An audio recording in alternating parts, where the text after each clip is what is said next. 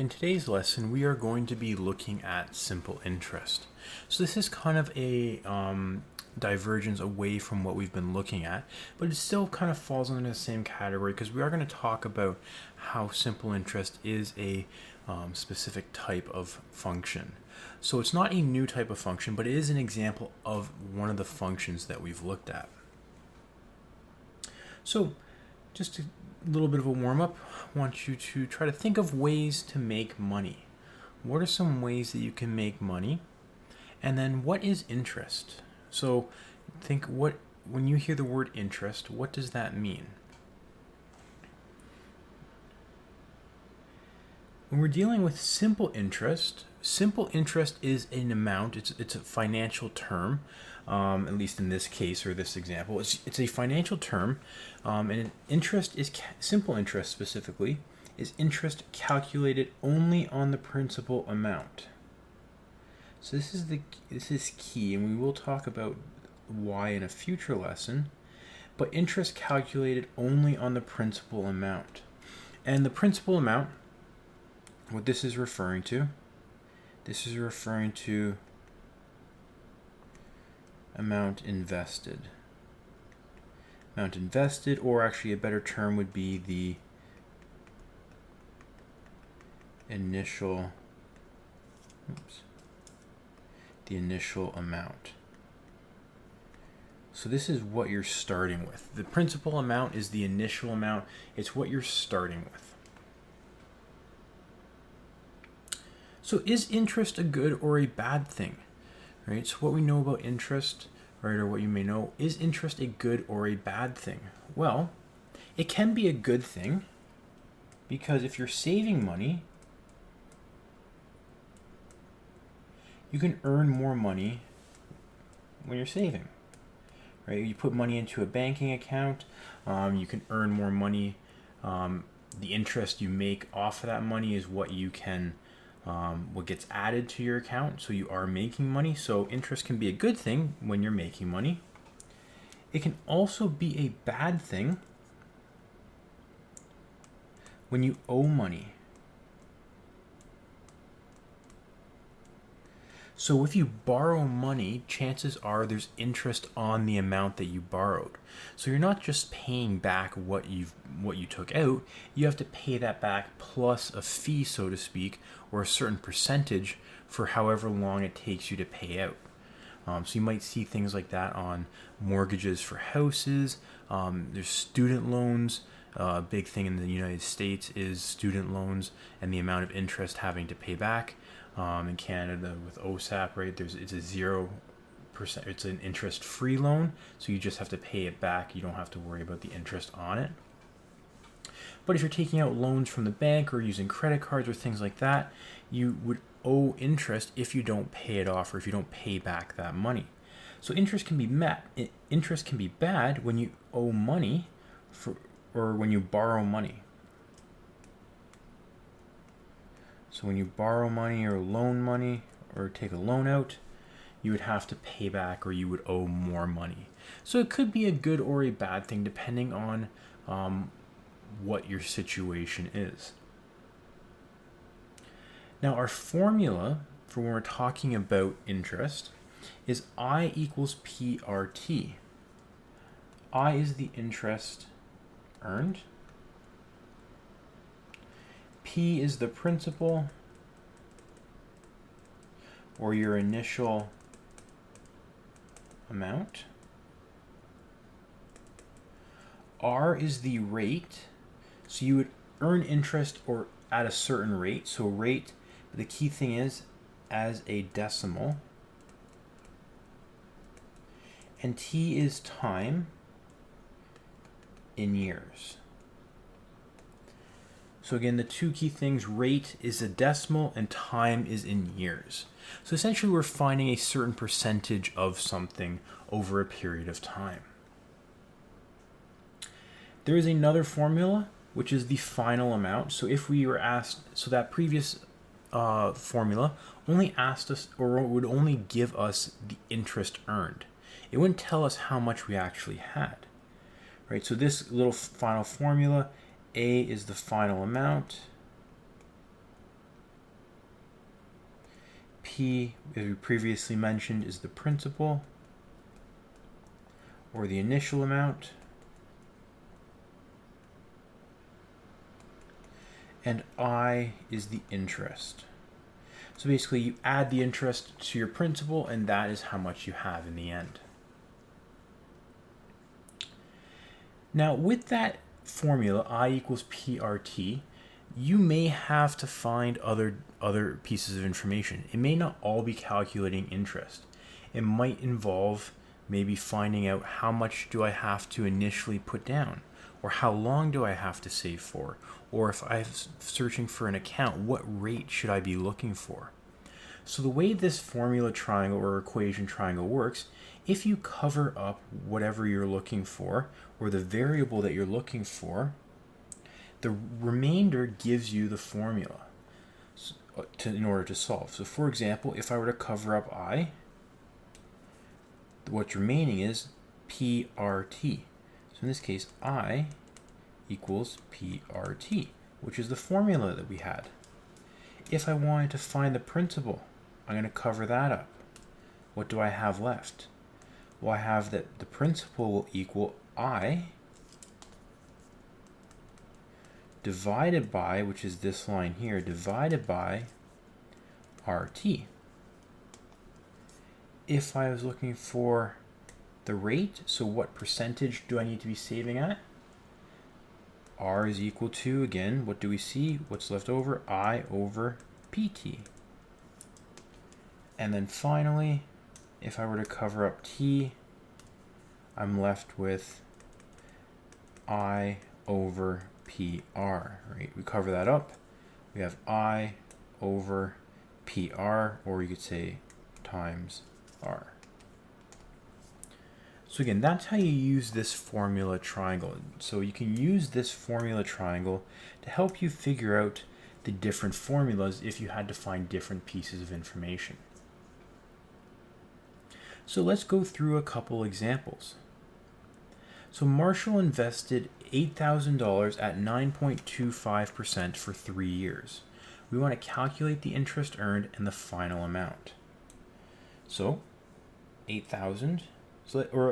First let's start off with dealing with simple interest, I, P, R, and T.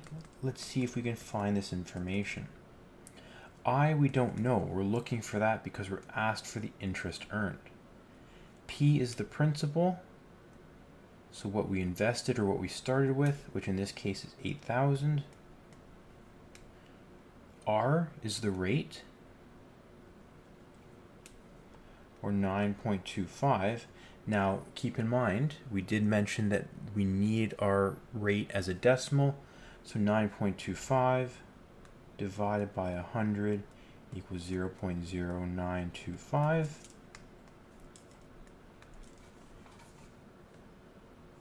And then finally the time is T, or 3 years. With all this information now, we can plug this into our formula. I equals PRT. So 8,000 multiplied by the percent.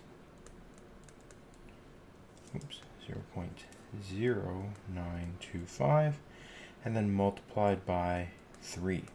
So essentially we're finding out what 9.25% of 8,000 is, and then multiplying that by 3 for the 3 years.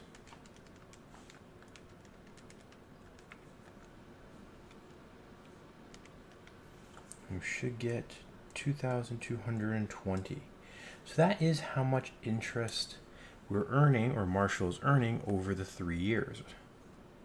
To figure out the final amount, we take the principal and add the interest. So 8,000 plus the 2,220, and we get $10,220. So that is the final amount. Our next example, Ryan has an investment that earns him $300 each year. If the annual rate is 8%, how much did he initially have to invest? Again, let's start out with writing out what we know. I'm going to write out all of our variables, and we'll fill out what we know. We know the interest rate, or the interest, is $300 because that's how much he's earning. So the interest earned is $300 each year. We have the annual rate, 8%. So 8 divided by 100 is 0.08. The time, well, we don't really know a specific time period, but because we do know it's $300 each year, we can say the time is just 1 year. And the principal is what we're trying to find because we want to know how much did he initially have to invest.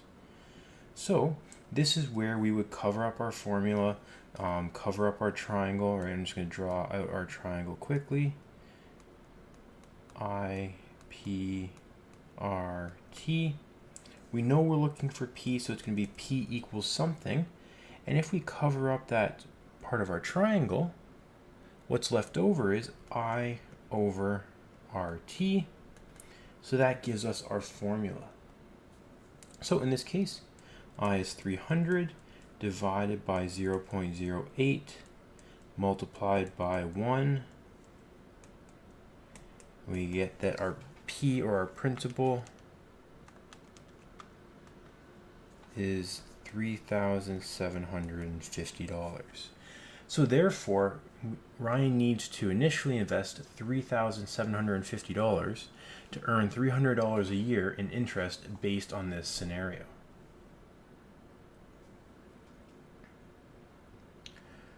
What we're going to do now, a little bit different. We're going to complete a table looking at if we invested $100,000 at 6.5% simple interest. And we're going to look at that over a period of 6 years. So we're just going to see how it changes. Well, our interest, I equals PRT. We look at 100,000 multiplied by 0.065 multiplied by 1 for the 1 year gives us interest of $6,500. So that's how much we've earned, or we've accumulated. The amount at the end of this year is $106,500. What's the interest going to be the next year? Well, it's still going to be 6.5% of the initial investment, so of the 100,000. So it's going to be another 6,500. And this is actually going to repeat for every year. So the thing about simple interest is that it's always based off of that initial amount. So then we have 13,000 plus 6,500. So then after year 3,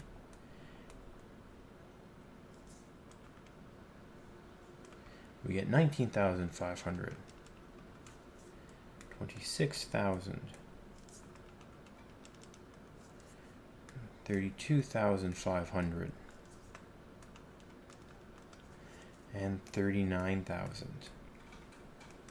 So that's how much interest we're accumulating, and we can add that much to the amount at the end. So this would be 113,000, or sorry, 113,000. We have 119,500, 126,000, 132,500, 139,000 at the end of each year. So the nice thing about simple interest is that it doesn't change. It stays the same all the way through. We can see that the interest each year stays the same. Again, that's the nice thing about simple interest. One last example, or sorry, not one last example, one more question. What type of function is simple interest? And explain how you know. So of the different types of functions we've looked at, linear, quadratic, exponential, periodic, which one of those is simple interest. So again, you could use that table that we just looked at, looking at the year and the amount at the end of each year. Right? We could look at these two columns here, right, as our table of values if we wanted to. We could look at our equation if we wanted to as well. Or we could just reason through it. We should determine that it is a linear function. And it's linear because it increases by the same amount each year. So again, simple interest increases by the same amount each year. So that is a constant rate of change, or it has a rate of change. It's increasing by the same amount, which should indicate to us that it is a linear function. One last final example. What rate of simple interest is needed to get $7,000 to grow to $10,000 in 5 years? So it does tell us we're dealing with simple interest. I'm going to write out my variables and see what I have to fill out. So P, I know, is going to be 7,000 because that is what we are starting with. That's what we need. We need to get 7,000 to grow to 10,000. The rate we don't know because, again, it's asking for what rate. We also know 5 years, so T will be 5. Now, what is our interest earned? Now, this one might be a little bit tricky, but our interest earned isn't $10,000. Our interest is actually not given to us because the $10,000 is the final amount. So the interest is what takes the 7,000 and makes it 10,000. So you could think 10,000 minus 7,000 equals 3,000. So that's my interest earned. That's how much I've actually earned. So in this case, again, I can use that triangle. I'm just going to draw it quickly. I, P, R, T. I'm looking for R, so I'm going to cover that up. I'm then left with R is equal to I over P, T. So in this case, 3,000 divided by 7,000 times 5.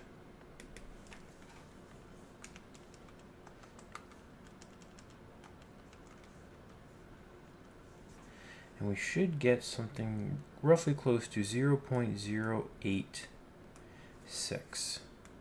So therefore, this means 8.6% interest rate. So again, we've looked at different examples about how to find the different pieces or the different parts of the equation using the triangle. We've looked at what type of function simple interest actually is, and we've looked at how to calculate the simple interest and the final amount. So again, just make sure you're aware of the formula, how to use the triangle to calculate or come up with the other formulas in order to determine simple interest and its components.